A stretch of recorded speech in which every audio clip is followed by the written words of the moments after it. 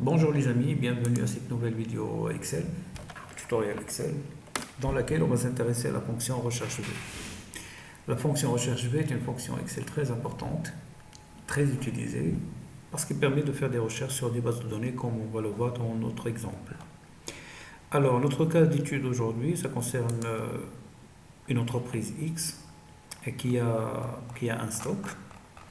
Et ici, nous avons la base de données du stock de l'entreprise X. Donc, c'est une base de données tout à fait standard. Donc, la référence des articles, le fournisseur des articles, le prix, la quantité disponible au niveau du stock et la valorisation. La valorisation, c'est tout simplement le produit de la quantité par le prix. D'ailleurs, on peut faire une valorisation globale de ce stock.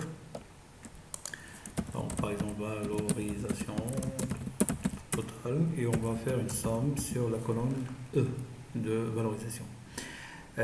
Donc là, on va sélectionner la première cellule, on fait CTRL-SHIFT, la flèche d'en bas, ça nous permet de sélectionner toute la colonne, enfin les valeurs qui sont dans la colonne, et ça nous retourne donc une somme de E5 jusqu'à E104, donc la valorisation totale du stock.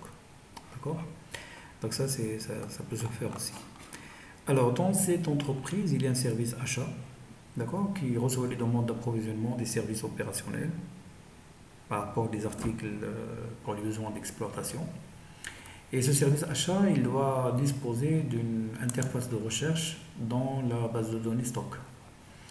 On va dire que la base de données elle est maintenue par le service magasin et que peut-être le service achat n'a pas forcément accès dans le cadre des procédures de l'entreprise à cette base de données directement. Donc on doit lui construire un petit formulaire de recherche pour qu'il puisse vérifier l'état des stocks par rapport aux articles demandés avant de décider de passer commande ou pas. D'accord? Alors, avant d'aller plus loin, on va faire deux petites manips rapidement. D'abord, on va donner un nom à cette plage de données. D'accord? C'est très très important et très utile au niveau d'Excel. Ça évite des problèmes de référencement, des choses comme ça. Donc là, cette base de données, on va aller dans Accueil, le menu Accueil. Et là, on va l'appeler Stock. D'accord? Donc, dans tout ce classeur Stock, il va faire référence à cette base de données. D'ailleurs, si on va dans le menu Formule, Gestionnaire des noms, on clique sur Stock, et bah, vous voyez qu'il fait référence absolue à cette plage de données. D'accord? Et ça peut s'avérer très utile. Les gens qui ont de l'expérience avec Excel, ils connaissent l'importance de cette technique. Très bien, donc ça c'est la première chose. La deuxième chose, c'est que on va aider le service commercial, le service achat plutôt, en automatisant le contenu de cette cellule. C'est-à-dire qu'ici, on va mettre une liste déroulante qui va contenir la liste des articles disponibles au niveau du stock. Comme ça va éviter au service achat de taper les choses à la main et peut-être qu'il va se tromper de référence, etc. Donc, pour éviter tout ça, donc on va aller dans Données, Validation des données.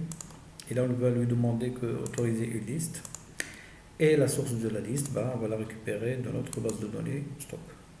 Donc, la même chose, je sélectionne la première cellule, je fais CTRL-SHIFT, la flèche d'en bas, Entrée. Et donc, il m'a bien sélectionné la liste, tous les articles de cette colonne. OK. Donc, ce qu'on remarque au niveau de cette cellule, c'est que maintenant, on a un petit bouton pour sélectionner les articles. Et on a toutes les références. Très bien. Donc, maintenant, on va passer à la fonction recherche V. Donc, la fonction recherche V, les paramètres qu'elle accepte, donc la valeur recherchée, donc ça va être l'article.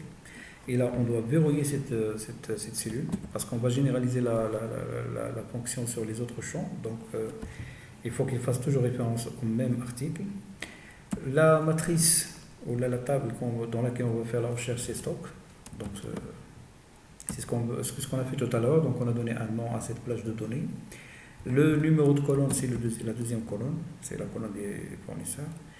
Et la correspondance, on veut qu'il soit une correspondance exacte. Donc là, on va faire faux. D'accord?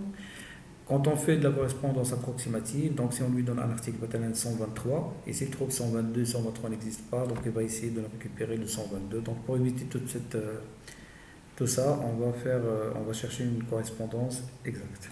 Et là, on va faire entrée. Bien sûr, il va faire une erreur parce qu'on n'a pas encore sélectionné l'article. Mais si on sélectionne l'article, il va nous retourner le contenu de la deuxième colonne. Donc, on va copier la même formule dans les autres champs, comme ça. Sauf que là, il va falloir changer le numéro de la colonne. Donc là, la troisième colonne pour le prix. Donc vous voyez bien ici que la deuxième colonne c'est le fournisseur, troisième c'est le prix, quatrième c'est la quantité, la cinquième c'est la valorisation.